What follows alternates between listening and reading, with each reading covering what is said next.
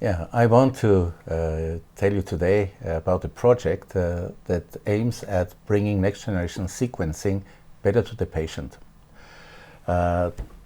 This project is called Integrated and Standardized NGS Workflows for Personalized Therapy.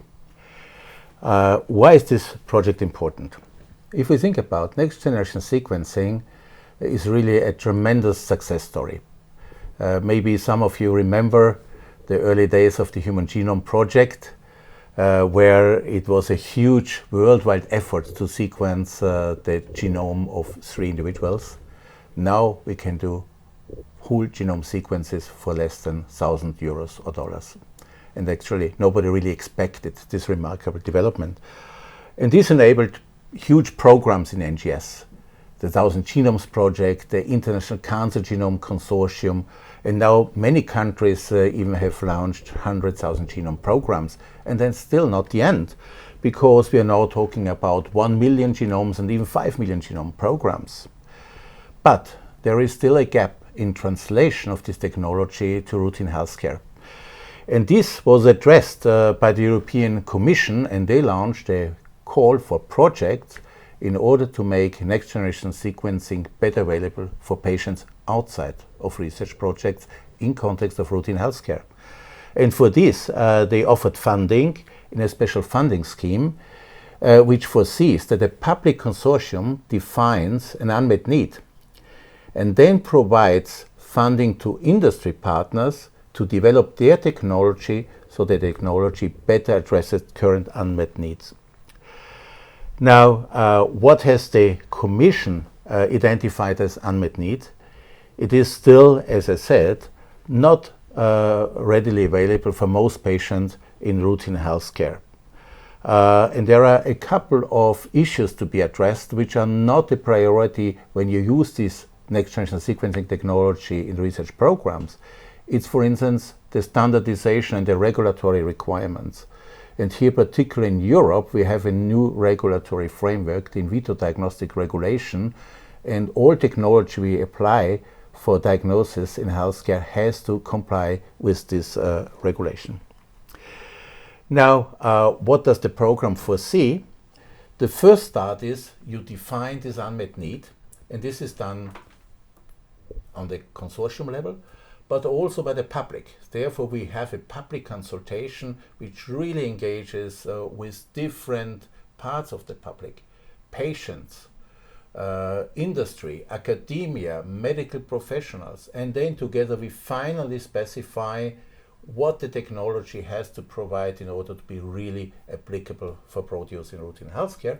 And then in a 3-step process, various industry providers can apply and will get funding for developing their technology further. Now, how do we want to achieve this? First of all, we need a consortium. It cannot be done by a simple organization. So actually, we gathered 18 institutions from 10 different countries, bringing in expertise from the medical field. So there are about 200 medical centers associated with these partners, but also from the patient side. So we work together with 2 major patient organizations, and then also with different groups that bring in the scientific and technical expertise in order to define and test these advanced platform. So what are the specific issues now? One is it has to be a patient and clinical need-driven approach. And therefore, I think it's so important to have the patient groups and the medical partners in defining and designing these requirements. The other aspect here is where you do it. And we have decided to show how this improved workflow and solution works for cancer. And particularly also that we are able to address the challenges of rare cancers and also cancers you find in pediatric patients. And the other thing is a limiting factor for broad use in routine healthcare is that it has to be financed out of the healthcare system. So we were considering how we can improve the health economic benefit of applying next generation sequencing. Now, how we want to do this? In generally, reimbursement systems are well established for next-generation sequencing in context of the primary cancer testing in order to select patients for targeted therapies. And there are many companion diagnostics that actually require genetic testing to be prescribed for a patient. So what we want to do is to improve the benefit for the patients in that way that currently, if you test, for instance, a patient with a colon cancer for mutations in the RAS oncogene, only about 50% of the diagnosed patients will benefit from a targeted therapy. The other half will have no benefit, even we had to cover the costs of the testing. Now, how can we improve? Taking advantage the benefit of next-generation sequencing, where you can add additional genes and genetic variants at a very minor increase of the cost, we said, why not increasing the markers we investigate also for markers that are relevant for supportive care. It's not only the targeted therapies, these all patients need additional medications that also would benefit from pharmacogenetic testing, like antiemetic drugs, antidepressants, antibiotics, and many others. So if we get all this information in a single analysis, then you have all the information you need for the long-term patient care in a single analysis, which we expect would markedly increase the health economic benefit of using NGS in routine healthcare system. And furthermore, it builds on established reimbursement systems. Now, another problem is that many doctors are not used to use genetic information in their medical decision making and finding the right therapy for patients. So we want to make this as easy as possible that clinicians at the bedside can take decisions using NGS data.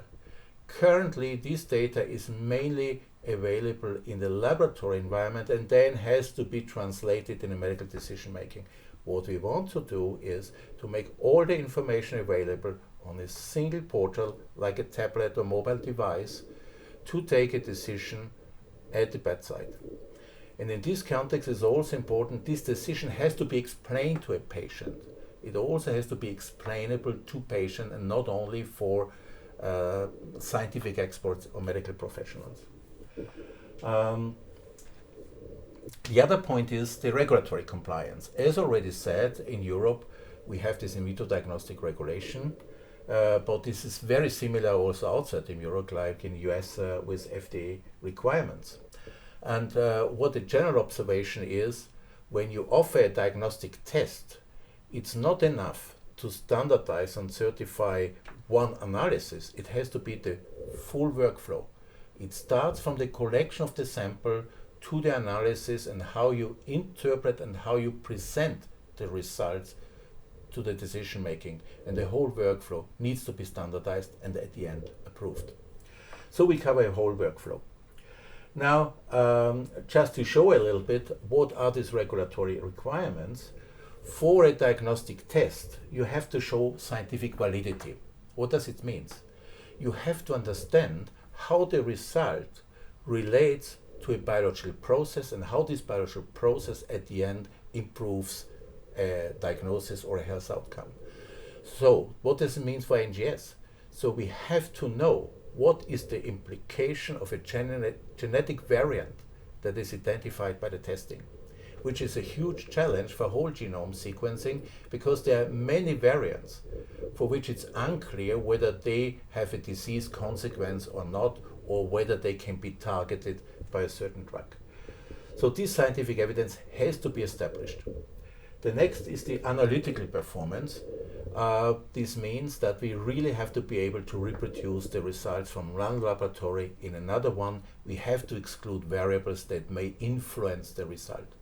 For instance, variables that influence the quality of a sample and of course influences as a consequence the quality of the result. Also the way how the library is prepared, how the analysis is performed, how the data is analyzed, still introduce variations, and depending on the methodology, depending on the platform, different labs may generate different results from the same biological material analyzed. But what is also required for an analytic test, not only that it can readily measure what is expected, but also that the result has a clear medical use and benefit. So you need at the end clinical studies, like for development of a drug, also for diagnostic assays, to show that the way the analysis is done generates the expected benefit and fulfills the intended use. Now, in terms of the standards to be considered, there are many standards published that are related, and they now have to be integrated in a workflow.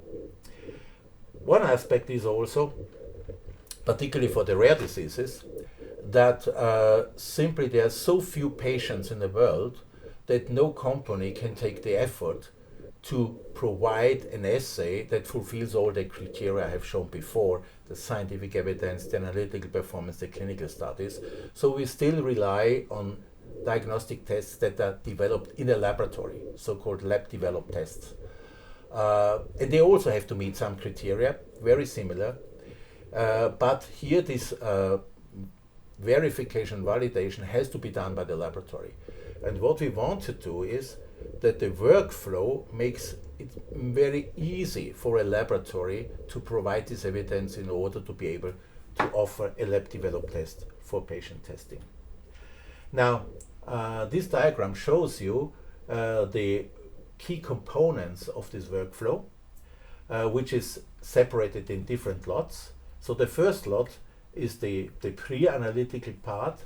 It's the way how the samples are collected from the patients, how they are stabilized, for instance, fixed in formaldehyde, how the library is prepared, what quality control is required to check that the assay fulfills the requirements, and then the sequencing as such, and then very important, the bioinformatics and data analysis, and then the final lot is how this result is presented to the medical doctor and the patient in order to be able to take a responsible decision. And all these elements have to fit together, and we have defined interfaces so that one lot can be replaced by another one. And this makes it possible that different companies contribute their solutions, even small and medium enterprises, and also, for instance, a laboratory can just change the sequencing process without the need of developing the whole workflow. They just have to ensure that the interface fulfills the specifications as defined in the process.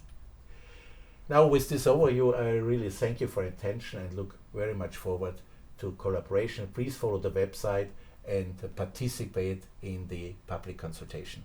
Thank you.